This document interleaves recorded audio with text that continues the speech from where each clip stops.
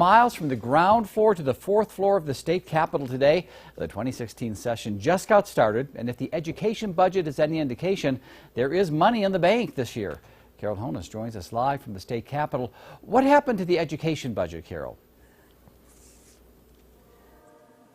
Jay, it went up. At least it went up in the governor's proposal today. He wants it to increase 7.9%, and he wants to spend $38 million on the career ladder for teachers. And get this, the governor would like to include non-instructional personnel too. So that would mean your speech pathologists and your nurses would get to join the career ladder.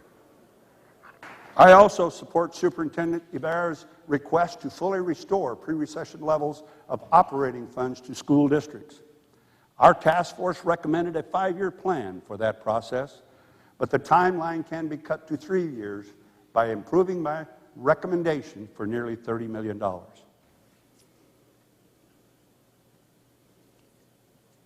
And it was interesting to note, too, that more than half of the State address was about education. I mean, he covered the gambit, everything, you know, from kindergarten through career. The local lawmakers, as they were coming out of the House chambers, seemed very happy with what they were hearing. I also thought it was great that he brought on to bringing the employees, especially counselors and other non-instructional staff onto the career path. I thought that was wonderful.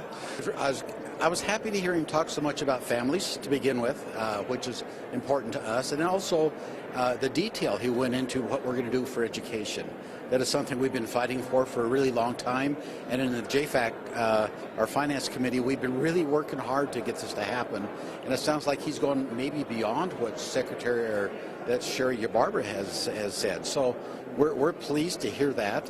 My reaction was I was glad to see the governor come out and give an 8.8% increase for higher ed and a 7.9% for K through 12 education.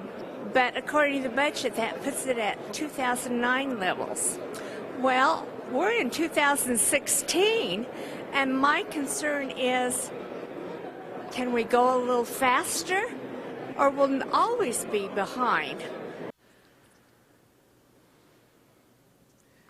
And that was a very fair assessment from Elaine Smith, a representative from Pocatello.